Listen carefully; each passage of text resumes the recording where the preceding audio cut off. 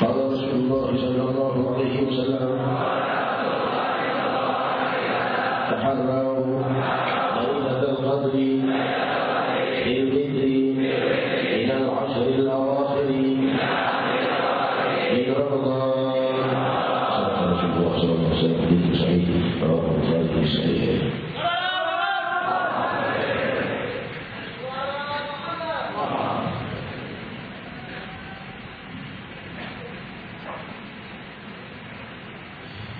Assalamualaikum warahmatullahi wabarakatuh.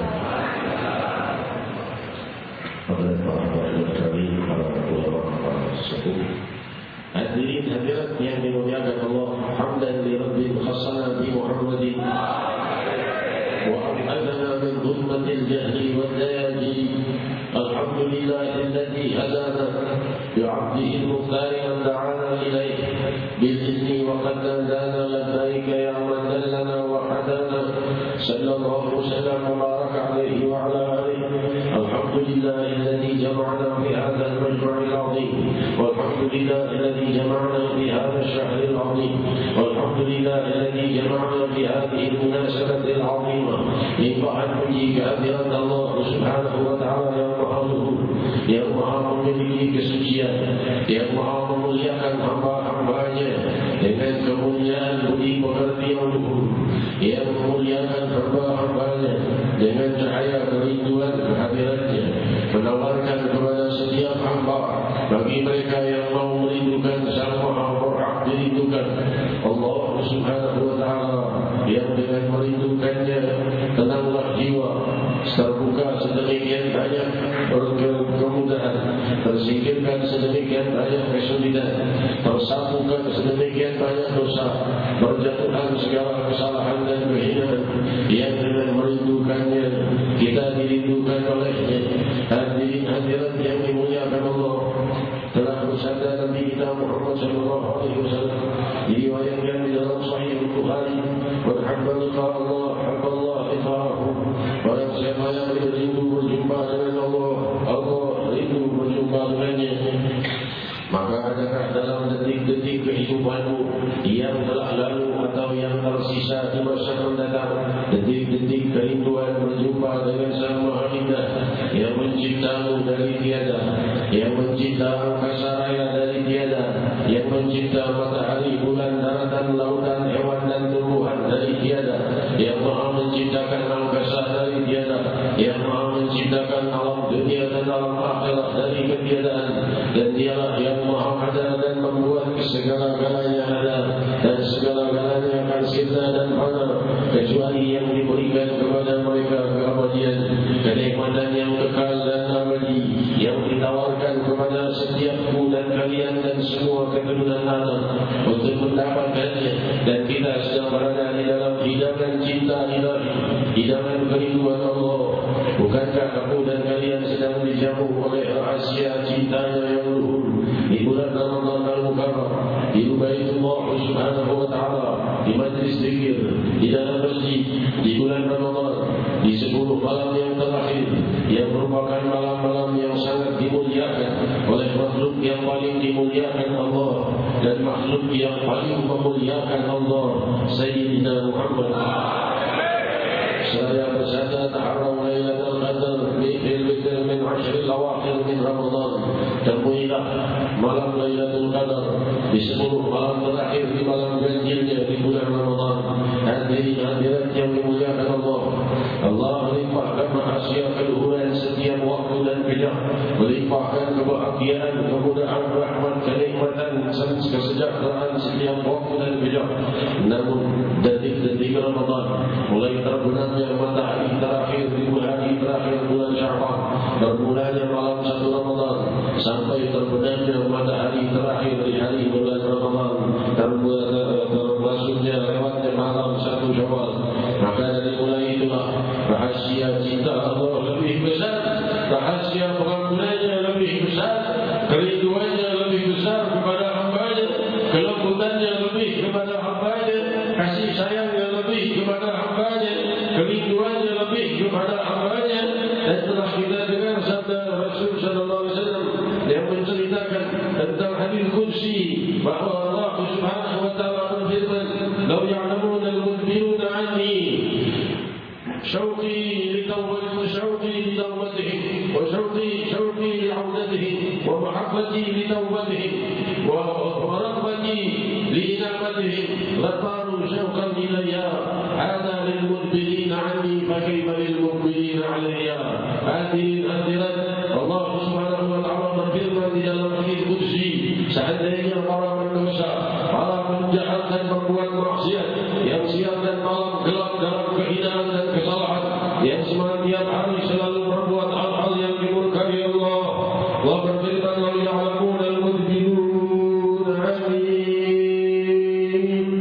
Seandainya mereka yang telah berpaling dariku itu, seandainya mereka yang telah menyingkir dari kasih sayangku, yang telah menjauhkan diri dari keridhaanku, selalu dalam pintu kemurkaan dan kehinaan, jika mereka tahu lam ya'lamun al-mudbirun anni syauqi li'audatihim, betapa rindunya aku jika mereka mau kembali kepadaku, betapa rindunya aku jika mereka mau kembali kepadaku dengan keluhuran, dengan taubat, dengan penyesalan, dengan air mata untuk kembali pada kasih sayang Allah. Kalau mereka tahu betapa orang-orang, kalau seandainya mereka yang berpaling dariku itu tahu betapa besarnya rinduku pada mereka jika mereka mau kembali pada kasih sayangku, wa syarra mahabbati li taubatihim, betapa dahsyatnya cintaku untuk mereka jika mereka mau bertaubat, wa rahmati li inabatihim, dan betapa hangatnya sambutan keluhuran yang akan kuberikan padanya jika mereka mau memperbanyak ibadah. Lataru syauqan ilayha, akan tercabut ruh mereka, akan langsung wafat dan ruhnya mengarah kepada Allah karena rindu kepada Allah. Kalau mereka tahu bagaimana rindunya Allah pada taubat mereka, betapa rindunya Allah pada kembalinya mereka, yaitu meninggalkan kehinaan menuju keluhuran, meninggalkan kegelapan menuju cahaya kemuliaan, meninggalkan hal-hal yang tidak baik menuju hal-hal yang baik. Jika mereka tahu kemuliaan yang tersimpan pada hal itu dari kerinduan Allah, cinta Allah, sambutan Allah, mereka akan wafat saat itu juga, dan ruhnya akan terbang menuju kepada Allah dari rindunya kepada Allah. Lataru syauqan ilayya, akan mereka itu terbang ruhnya mengarah kepadaku karena rindu padaku. Hadza lil mudbirina anni fa kaifa lil muqbilina alayha. Itu untuk hambaku yang berpaling pada dariku, bagaimana hambaku yang terus cinta kepadaku, beribadah kepadaku. Hadirin hadirat, ingatlah, ada yang sedang merindukanmu jika kau rindu padanya. Saat kau berbuat ibadah, maka ada yang merindukanmu untuk berjumpa. Namun saat kau berbuat dosa, ada yang menyerumu untuk meninggalkannya dan beristighfar dan bertaubat. Dan siapa yang penuh dengan kehangatan dan cinta dan rindu, ya Allah, Allah, nama yang terindah bagi mereka yang memahami keindahan yang abadi, nama yang terindah bagi mereka yang paling indah di seluruh alam semesta.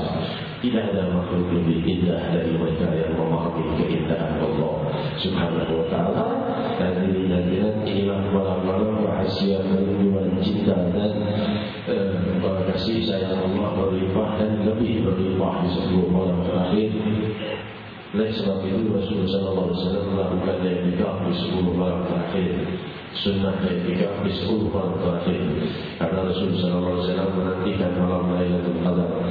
Saya Allah Subhanahu wa ta'ala berfirman, inna bismillahirrahmanirrahim, inna anzalnahu fi lailatul qadr wa ma adraka ma lailatul qadr, lailatul qadri khairun min alfi shahr, tanazzalul malaikatu war ruhu fiha bi'izni rabbihim min kulli amrin salam, salamun hiya hatta matla'il fajr. Sungguh Allah menurunkan para malaikat di malam keluhuran, yaitu malam Lailatul Qadar. Tahukah kalian apa itu malam Lailatul Qadar? Kata Allah, sungguh malam itu lebih agung dari 1000 bulan. Mereka yang berdoa di malam itu lebih mulia dari doa sepanjang 1000 bulan. Mereka yang sujud di malam itu lebih luhur dari sujud selama 1000 bulan. Karena itu kami khairun min alfi shahr, tanazzalul malaikatu fiha bi'izni rabbihim min kulli amrin. Turunnya Jibril alaihissalam mengumumkan bersama para malaikat membawa rahmatnya Allah Subhanahu wa ta'ala dan menyelesaikan demikian banyak masalah dan melimpahkan demikian banyak kemuliaan. dalam setiap masalah manusia dipermudah dan dipermudah. Makin banyak yang sedang ibadah di malam itu, makin muncul keluhuran pada dirinya pada saat itu dan saat sesudahnya dunia dan akhirat. Bilamin salamun ya hatta matla'il fajr, sejahtera di malam itu sampai terbitnya fajar. Malam Lailatul Qadar itu dijelaskan oleh para ulama, para muhaddits adalah di dalam syarah Nawawi Allah Sahih Muslim, juga di dalam Fathul Bari syarah Sahih Bukhari, juga di dalam syarah Al-Muwatta Imam Malik oleh Imam Ibn Battal dan lainnya, bahwa malam itu adalah malam yang tanda-tandanya sunyi dan senyap. Keadaannya mencekam dan keadaannya berbeda dari malam-malam lainnya. Tidak panas, tidak pula dingin. Keadaannya sunyi dan sangat asyik. Itu salah satu tanda malam Lailatul Qadar. Dan Rasul telah memberitahukan waktunya. Temui malam itu di malam-malam ganjil di 10 malam terakhir bulan Ramadan. Ini malam 21 Ramadan, malam pertama dari 10 malam ganjil di bulan Ramadan. Hadirin yang dimuliakan Allah, Lailatul Qadar itu bukanlah beberapa detik, tetapi sepanjang malam, mulai dari terbenamnya matahari sampai terbitnya matahari di hari itu, terbitnya fajar, terbitnya fajar di hari itu. Maka siapapun yang berkepala di malam itu, maka dilipat gandakan lebih dari 1000 bulan. Hadirin, ada satu ijabah di malam Lailatul Qadar. Ada detik-detik ijabah di malam Lailatul Qadar itu, yaitu siapa yang berdoa apa saja di saat detik-detik itu kebetulan melintas pada usianya, mereka minta apapun doanya. Kita tidak tahu kapan malam Lailatul Qadar itu dan kapan saat ijabah itu, tapi kita mempunyai dan diberi akal pemikiran oleh Allah untuk memintanya. Kita tidak meminta satu malam Lailatul Qadar, kita minta setiap malam kita malam Lailatul Qadar. Apakah hal ini hal yang mustahil di hadapan Allah? Melipat gandakan setiap amal kita lebih dari 1000 bulan setiap malamnya. Apakah Allah tidak mampu? Wa ma dzalika indallahi bi'aziz. Hal itu tidaklah sesuatu itu sulit bagi Allah Subhanahu wa taala. Tidak ada yang sulit. Cuma siapa yang meminta? Siapa yang meminta setiap detik dan setiap doanya dijadikan saat ijabah? Hadirin yang dimuliakan Allah, Rasul sallallahu alaihi wasallam nanti malam Lailatul Qadar itu, dan beliau beriktikaf selama 10 malam 10 hari terakhir di bulan Ramadan. Mereka yang mampu beriktikaf, beriktikaflah. Yang tidak mampu beriktikaf dan kesibukan lainnya, iktikaf dengan hatimu. Kurangi kesibukan, kurangi pekerjaan dan hubungan dengan makhluk kecuali hal-hal yang lain. Kurangi pergaulan, kurangi percakapan yang tidak berguna. Kalau bisa hilangkan di 10 malam terakhir, dia perlu dan sanggup bagi iktikaf daripada jasadnya iktikaf, tapi pikirannya di rumahnya, pemikirannya belum beli ketupat, belum mencat rumah, belum ganti baju baru anak-anaknya. Hadirin dia di masjid, tapi ruh dan sanggupannya di dunia. Dan lebih baik seandainya dia di luar, tapi ruh dan sanggupannya dalam iktikaf di Baitullah. Yang lebih awal ruh dan sanggupannya dan dirinya semua di dalam Baitullah. Hadirin maka itu yang mampu iktikaf dengan hatimu di malam-malam terakhir. Dia tidak tahu apakah Ramadan tahun depan kita masih hidup, masih lewat lagi atau tidak. Di Ramadan kita kira-kira mungkin sudah 9 malam lagi, tahun setelah itu selesai. Tahun 8 malam lagi, tahun kira-kira itu setelah tidak ada lagi tarawih, tidak ada lagi puasa Ramadan, buka bersama, sahur bersama. Hadirin sampai tahun depan lagi. Tahu kemarin masa kita ini Sya'ban, ini sudah masuk ke malam 21, besok 21, besok malam 22, tinggal 8 hari lagi, dan setelah itu kemenangan dengan kalimat takbir. Maka oleh sebab itu yang ingin saya sampaikan di malam ini terutama adalah hati-hatilah di malam-malam terakhir. Jangan justru di malam terakhir kita sibuk dengan keduniawian, sibuk dengan masalah-masalah lebaran. Sungguh hal itu dinomor 2-kan atau dinomor 70-kan. Dahululah hadiah-hadiah dari Allah sedang berlimpah bagi yang ingin menghendakinya.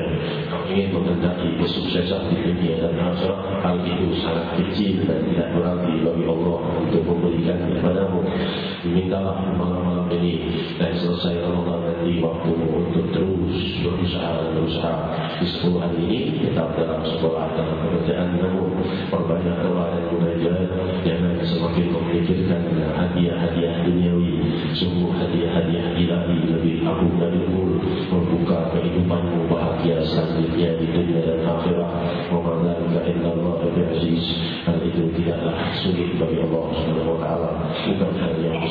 susah bagi Allah untuk memberikannya hadirat yang dimuliakan Allah. Dan juga bulan Ramadan adalah bulan Ramadan dari bulan memaafkan. Oleh sebab itu, sebagaimana diriwayatkan dalam Sahih Bukhari, jika salah seorang yang datang kepada Rasulullah Sallallahu Alaihi Wasallam yang berkata, aku terbakar, masuk neraka. Rasulullah Sallallahu Alaihi Wasallam bersabda, apa yang membuat kau berkata begitu? Ya Rasulullah, aku ini berkumpul dengan istriku berjima di siang hari bulan Ramadan, maka berarti aku masuk neraka kan? Maka Rasulullah SAW menjawab, kau bebaskan seorang budak. Ya Rasulullah, tidak mampu. Kalau begitu puasa 2 bulan berturut-turut. Ya Rasulullah, tidak mampu. Aku pulih kerja tiap hari 1 bulan saja susah, bagaimana 2 bulan? Maka Rasulullah berkata, kalau itu beri makan 60 orang miskin.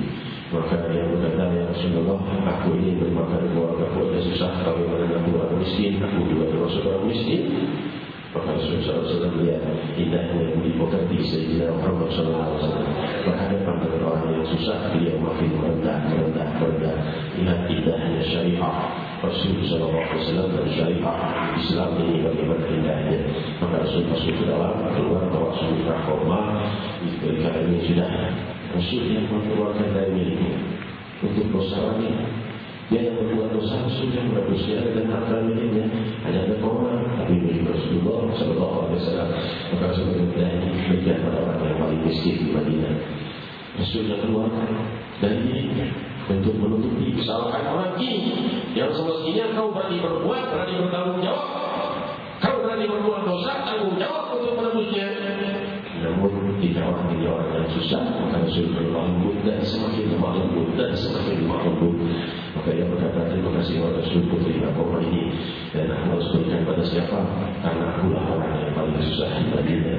Maka Rasul berkata, anda ilah, kalau begitu yang untukmu, dia bagi membawa kurma itu, namun dia mendapat pelajaran aku indahnya syariat Islam dan indahnya budi pekerti terluhur Sayyidina Muhammad. Hadirat yang dimuliakan Allah. Demikian riwayat Sahih Bukhari. Dia ada riwayat lainnya dijelaskan bahawa Abu Hurairah radhiyallahu anhu diberi tanggung jawab untuk menyimpan zakat fitrah. Di bulan Ramadan orang sudah mulai banyak melakukan zakat fitrah, dipasrahkan tanggung jawabnya kepada Abu Hurairah radhiyallahu anhu. Maka di satu malam datanglah pencuri. Abu Hurairah melihat ada seorang yang begitu mau mencuri zakat, maka ditangkap oleh Abu Hurairah. Oh mana yang mencuri?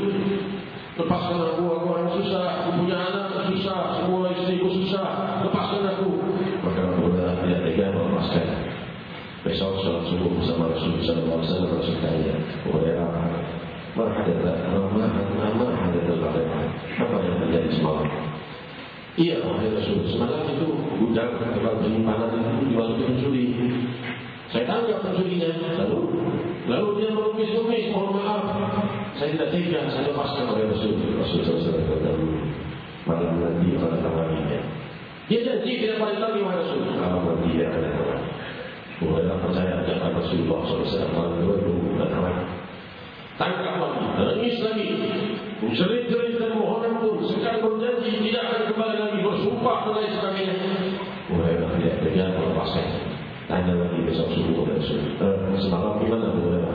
Iya, Rasul datang lagi. Lalu dia menangis menjerit-jerit, wahai Rasul, mohon ampun, aku tidak tega, aku lepas lagi, karena dia bersumpah tidak akan kembali. Rasul, dia akan kembali malam ini. Ya Rasulullah, dia tak sumpah, dia akan datang lagi malam ini.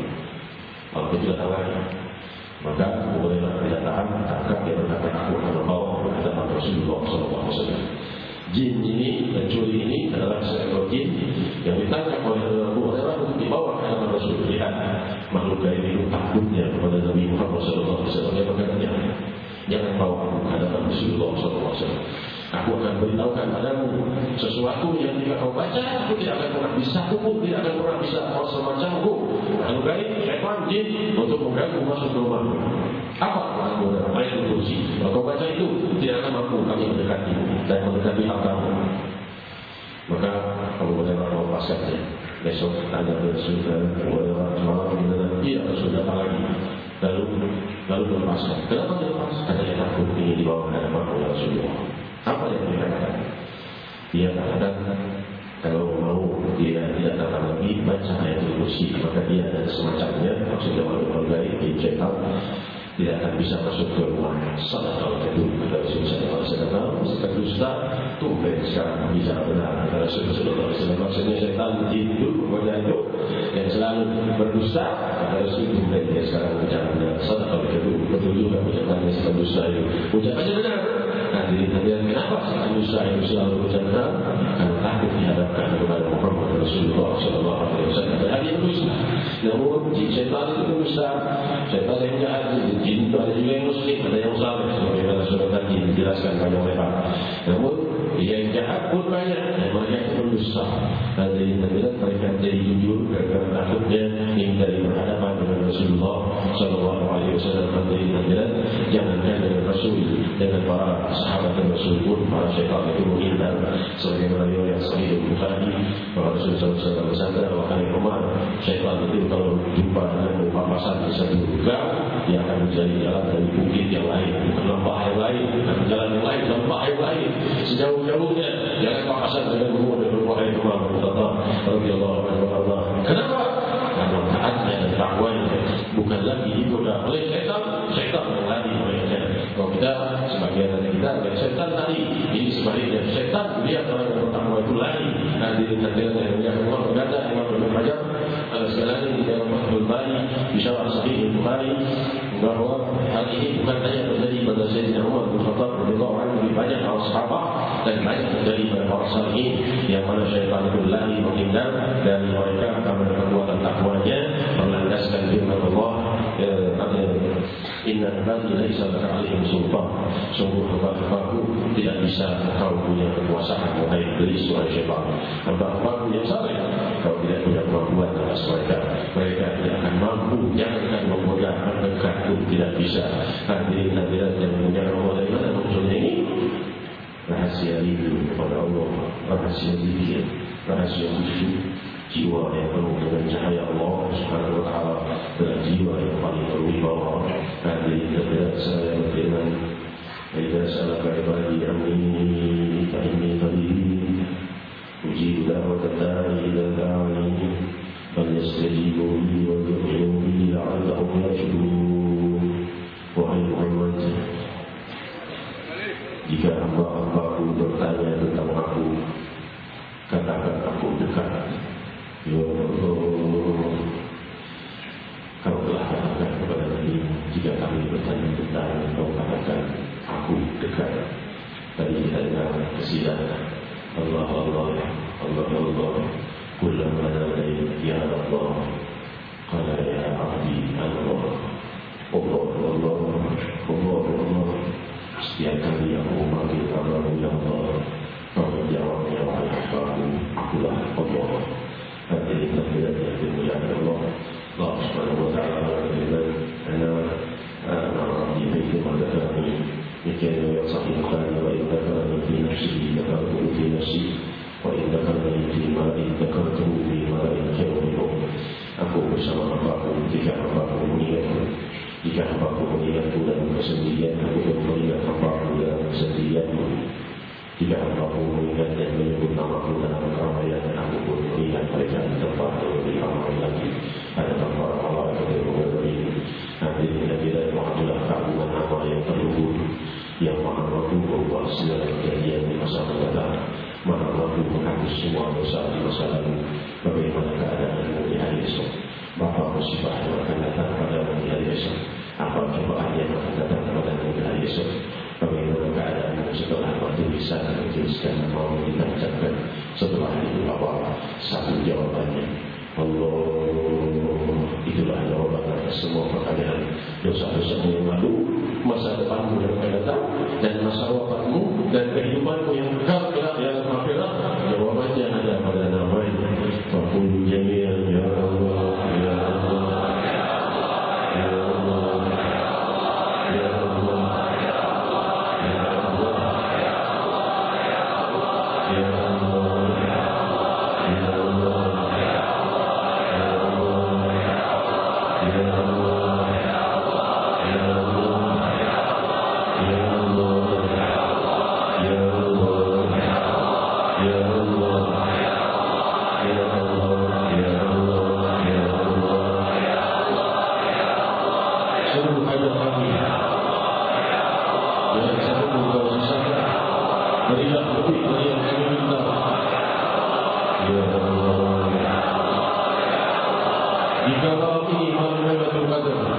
beri kami kesempurnaan hadirin malam 21 ini mungkin saja malam Lailatul Qadar. Maka kau menyeru nama ya Allah sama dengan memanggilnya selama 1000 bulan. Ya Allah, Ya Allah, Ya Allah. Berdoa sama dengan doa selama 1000 bulan. Ya Allah, Ya Allah. Rindu kepada Allah sama dengan rindu kepadanya 1000 bulan. Ya Allah, Ya Allah, Ya Allah, Ya Allah, Ya Allah, Ya Allah, Ya Allah. Taubat di malam ini sama dengan taubat selama 1000 bulan. Beristighfar di malam ini sama dengan istighfar selama 1000 bulan. Ya Allah, Ya Allah. Kalau malam ini bukan malam Lailatul Qadar, maka jadikan malam ini kami mendapat kemuliaan malam Lailatul Qadar dan seluruh malam kami di hari esok. Ya Allah, Ya Allah. Jadikan setiap malam kami malam Lailatul Qadar. Ya Allah, Ya Allah. Salahkah jika kami meminta? Ya Allah, Ya Allah. Ud'uni astajib lakum. Mohon padaku akan kukabul permohonan kalian. Inilah permohonan kami. Kami minta setiap malam kami sama dengan Lailatul Qadar. Ya Allah, buktikan pemberian-Mu ya Allah. Ya Allah, Ya Allah, Ya Allah, Ya Rahman, Ya Rahim, Ya Rahman, Ya Rahim, Ya Allah, Ya Rahim, La ilaha illallah, La ilaha illallah.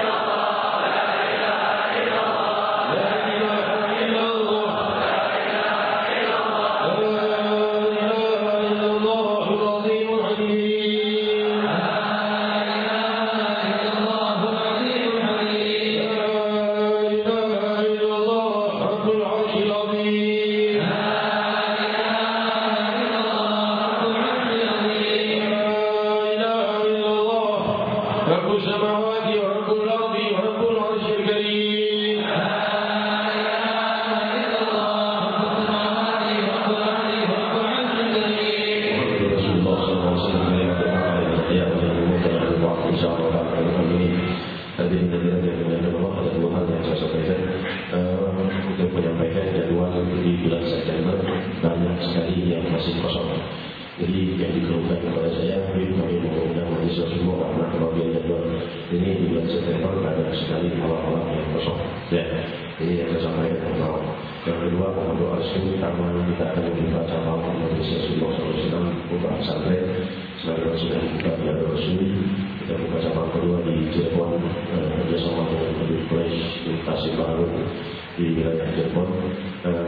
Pesantren itu sudah ada yang mewakafkan namanya di bangunan karena hanya berjalan beberapa kilometer dari situ adalah pusat terpanyaknya pengembang kerjaan Ahmadiyah sampai ada 4.200 orang yang mengajar Ahmadiyah di satu kecamatan, semuanya mengajar pelajaran Ahmadiyah. Dan beberapa kilometer sesudahnya sudah lebih dari 3.000 orang yang keluar dari agama Islam menuju agama lain.